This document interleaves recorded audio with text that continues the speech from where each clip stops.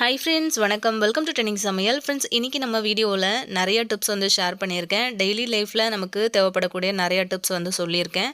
Video வந்து ஃபுல்லாக பாருங்கள். பிடிச்சிருந்ததுன்னா ஃப்ரெண்ட்ஸ் கூட வந்து ஷேர் பண்ணிக்கோங்க. சேனல் இது வரைக்கும் சப்ஸ்கிரைப் பண்ணாமல் பார்க்குறீங்க அப்படின்னா மறக்காமல் சப்ஸ்கிரைப் பண்ணிக்கோங்க. இப்போ வாங்க வீடியோக்குள்ளே போகலாம்.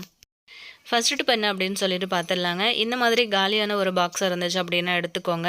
என்ன ஷேப்பில் என்ன சைஸில் இருந்துச்சு அப்படின்னாலும் பரவாயில்ல. ஏதாவது வந்து ஒரு காலியாக இருக்கிற பாக்ஸ் வந்து அந்த மாதிரி செலக்ட் பண்ணி எடுத்துக்கோங்க. இது வந்து ஃபுட்பால் வாங்கின பாக்ஸ் தான் நான் வந்து எடுத்து வச்சுருக்கேன். இப்போ நான் வந்து வீடியோவில் காட்டுற மாதிரி ஒரு கட்டமான ஷேப்பில் நீங்கள் வந்து ஒரு கத்தியை சூடு பண்ணி இந்த மாதிரி கட் பண்ணி எடுத்துக்கோங்க. இப்போ இதை வந்து யூஸ் பண்ணி ரொம்பவே யூஸ்ஃபுல்லான ஒரு ஆர்கனைசர் தான் நம்ம வந்து ரெடி பண்ண போகிறோம். லைட்டாக கத்தியில் வந்து கட் பண்ணிங்க அப்படின்னாலே உங்களுக்கு ஈஸியாக கட் ஆகிட்டு வந்துடும். ஸோ இந்த மாதிரி ஒரு ஷேப்பில் வந்து கட் பண்ணி எடுத்துக்கோங்க. இப்போ நிறைய பேருக்கு புரிஞ்சிருக்கும் அப்படின்னு நினைக்கிறேன். கண்டிப்பாக இதை வந்து யூஸ் பண்ணிங்க அப்படின்னா நம்ம வீடுகளில் வந்து நிறைய கேரி பேக்கெல்லாம் நம்ம வந்து வச்சுருப்போம் இல்லையா? கலர் கலராக நிறைய பேக் வந்து வச்சுருப்போம். இப்போ நம்ம திங்ஸ் எல்லாம் வாங்குகிறோம், காய்கறியெல்லாம் வாங்குகிறோம் அப்படின்னும் போது எல்லாத்துக்குமே இந்த மாதிரி கவர் தான் நமக்கு வந்து கிடைக்கிது. அந்த மாதிரி கவர் எல்லாத்தையுமே நம்ம எங்கேயாவது ஒரு மூலையில் அப்படியே சொருகி நம்ம வந்து எடுத்து வச்சுருப்போம். பார்க்குறதுக்கும் அசிங்கமாக குப்பையாக இருக்கும். அந்த மாதிரி இல்லாமல் இப்படி இருக்கிற கவர் எல்லாத்தையுமே சின்ன சின்னதாக வந்து மடிச்சுட்டு இந்த மாதிரி வந்து பாக்ஸ்குள்ளே நம்ம வந்து வச்சுட்டோம் அப்படின்னா தேவைப்படுற டைமில் நம்ம வந்து அழகாக அதை எடுத்து வந்து யூஸ் பண்ணிக்க முடியும். சில சமயங்களில் ஃப்ரிட்ஜில் வந்து நம்ம காய்கறி ஸ்டோர் பண்ணி வைக்கிறது கூட ஒரு சில கேரி பேக்கை வந்து நம்ம வீட்டில் எங்கே வச்சோம் அப்படின்னு சொல்லிட்டு தேடிட்டு இருப்போம். இந்த மாதிரி ஒரே இடத்துல எல்லாமே வந்து ஆர்கனைஸ்டாக நம்ம வந்து எடுத்து வச்சிட்டோம் அப்படின்னா ரொம்பவே ஈஸியாக இருக்கும் நமக்கு இதை வந்து எடுத்து யூஸ் பண்ணுறதுக்கு. பேக்கும் வந்து பார்த்திங்க அப்படின்னா அங்கங்கே இருந்து நமக்கு பார்க்கறதுக்கு அசிங்கமாகவும் தெரியாது. இது ஒரே இடத்துல இருக்கிறதுனால ரொம்ப ஈஸியாக இருக்கும். பேக் வந்து நிறையா சேர்ந்து போச்சு அப்படின்னா இந்த மாதிரி வந்து பாக்ஸில் வந்து போட்டு வச்சுட்டு தேவைப்படுற டைமில் இந்த மாதிரி வந்து எடுத்து யூஸ் பண்ணிக்கோங்க. இது வந்து ரொம்பவே யூஸ்ஃபுல்லான ஒரு டிப்ஸாக இருக்கும்னு நினைக்கிறேன். இந்த பாக்ஸுக்கு வேணும் அப்படின்னா உங்களுக்கு பிடிச்ச மாதிரினா கலர் மாதிரி பண்ணிவிட்டு கூட நீங்கள் வந்து யூஸ் பண்ணிக்கலாம். ட்ரை பண்ணி பாருங்கள். நெக்ஸ்ட் டிப் பார்க்கலாம். டிப் நம்பர் 2 என்னன்னு பார்த்துடலாங்க. நம்மளில் நிறைய பேருக்கு வந்து பார்த்திங்க அப்படின்னா காதில் வந்து ஓட்டை, அதாவது அந்த கம்மல் போடுற இடத்துல அந்த ஓட்டை வந்து பார்த்திங்க அப்படின்னா கொஞ்சம் பெருசாகவே இருக்கும். நம்ம சின்ன கம்மலே போட்டோம் அப்படின்னா கூட அந்த ஹோல்ஸ் வந்து நல்லாவே பார்க்குறதுக்கு தெரியும் பளிச்சுன்னு. நான் உங்களுக்கு காட்டுறேன் பாருங்கள். நான் போட்டிருக்கிறது சின்ன கம்மல் தான். ஸோ அது வெயிட்டும் கிடையாது. ஆனால் நம்ம கிட்ட உத்து பார்க்கும்போது அந்த ஹோல்ஸ் வந்து நல்லாவே தெரியுது. ஆனால் நம்ம வந்து கொஞ்சம் பெரிய சைஸில் கொஞ்சம் கிராண்டாக இருக்கிற மாதிரியெல்லாம் கம்மல் போடணும் அப்படின்னு ஆசைப்படுவோம். ஆனால் காது வந்து ஓட்டை பெருசாக தெரியும் அப்படின்றதுனால அதை வந்து அவாய்ட் பண்ணுவோம். அதை எப்படி ஈஸியாக நம்ம வந்து சரி பண்ணுறதுன்னு பார்க்கலாம். இந்த மாதிரி வந்து டபுள் சைடு டேப் வந்து எடுத்துக்கோங்க. இப்போ நம்ம வந்து தேவையான அளவுக்கு கட் பண்ணி எடுத்துக்கலாம். ரொம்ப பெரிய சைஸாக வந்து இதை கட் பண்ணணும் அப்படின்னு கிடையாது. நான் இப்போ வீடியோவில் காட்டுற மாதிரி சின்ன சைஸாக வந்து கட் பண்ணிக்கோங்க. இந்த மாதிரி நீங்கள் வந்து கட் பண்ணிவிட்டு யூஸ் பண்ணிங்க அப்படின்னா உங்களுக்கு வந்து காது வந்து பெரிய ஓட்டையாக இருக்கிறது தெரியவே தெரியாது. பார்க்கும்போது உங்களுக்கு தெரியாது. எவ்வளோ வெயிட்டான கம்மல் வேணும்னாலும் நீங்கள் வந்து போட்டுக்கலாம். ஒன்ஸ் வந்து நீங்கள் ட்ரை பண்ணி பாருங்கள். இப்போ வந்து பார்த்தீங்கன்னா இந்த மாதிரி கட் பண்ணி எடுத்ததுக்கப்புறம் அந்த சிசரோட முனைப்பகுதியை யூஸ் பண்ணி அந்த கட் பண்ண பீஸோட மேல் பக்கத்தில் நான் வந்து ஹோல்ஸ் போடுறேன். நடுவில் போடலை. நல்லா நோட் பண்ணிக்கோங்க.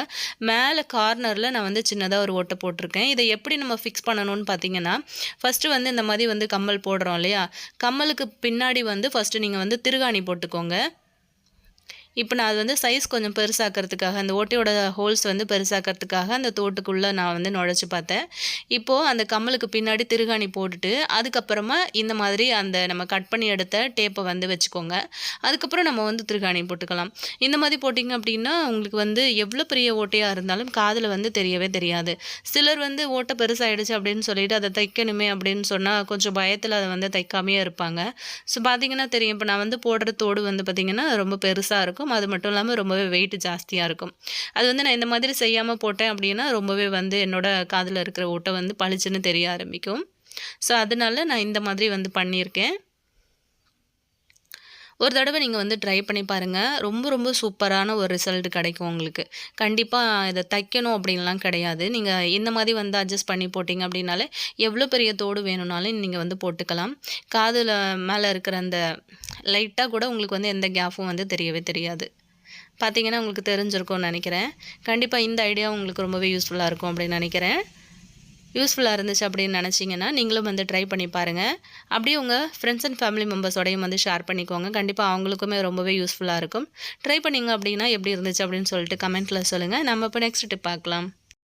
நம்ம வீட்டில் வந்து பார்த்திங்க அப்படின்னா விதவிதமாக சின்ன சின்னதாக அந்த மாதிரி நிறைய குட்டி குட்டி தட்டுலேருந்து பெரிய பெரிய தட்டு வரைக்குமே நம்ம வந்து வச்சுருப்போம். குழம்பு மூடுறது, சாதம் மூடுறது, அந்த மாதிரி நிறைய வந்து மூடி எல்லாமே வந்து விதவிதமாக இருக்கும். இதெல்லாம் வந்து எப்படி ஒரே இடத்துல ஆர்கனைஸ்டாக வந்து எடுத்து வைக்கலான்னு பார்க்கலாம். இதுக்கு ஒரே ஒரு பேக் மட்டும் வந்து நான் யூஸ் பண்ணியிருக்கேன்.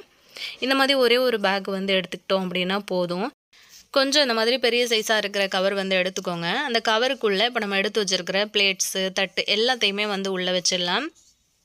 இந்த மாதிரி வச்சுட்டு ஒரு இடத்துல நம்ம வந்து மாட்டி வச்சுட்டோம் அப்படின்னா, நமக்கு வந்து அது டிஸ்டர்பன்ஸாவும் இருக்காது. அதே மாதிரி இடமும் வந்து ரொம்பவே சேவ் பண்ண முடியும்.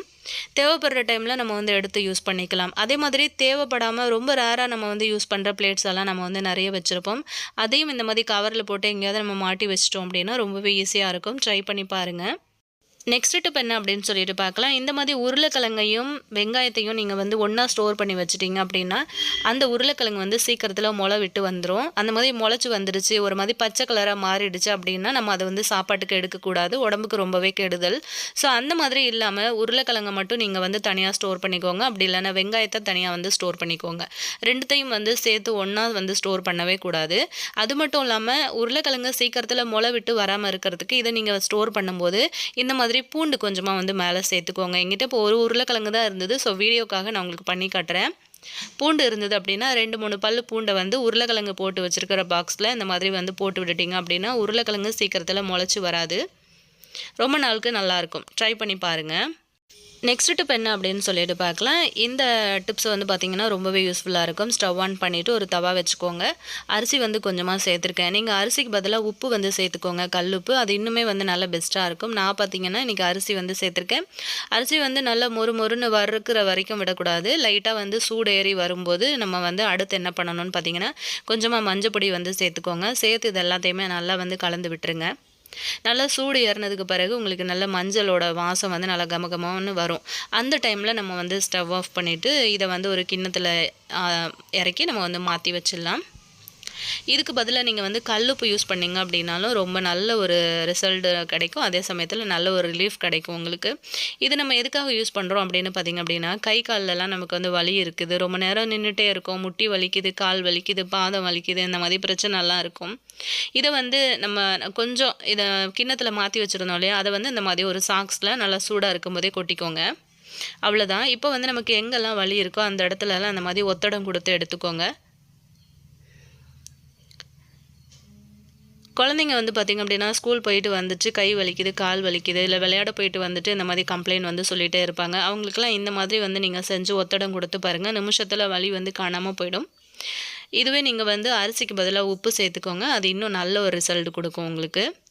கண்டிப்பாக இன்றைக்கான வீடியோ உங்களுக்கு வந்து ரொம்ப ரொம்ப யூஸ்ஃபுல்லாக இருந்திருக்கும் அப்படின்னு நினைக்கிறேன். யூஸ்ஃபுல்லாக இருந்துச்சு அப்படின்னா மறக்காமல் நீங்களும் வந்து ட்ரை பண்ணி பாருங்கள். உங்கள் ஃப்ரெண்ட்ஸ் அண்ட் ஃபேமிலி மெம்பர்ஸோடையும் வந்து ஷேர் பண்ணிக்கோங்க. ஆல்ரெடி நம்ம சேனலில் நிறைய டிப்ஸ் வீடியோஸ் வந்து போஸ்ட் பண்ணியிருக்கோம். டைம் இருந்தது அப்படின்னா மறக்காமல் செக் பண்ணிக்கோங்க.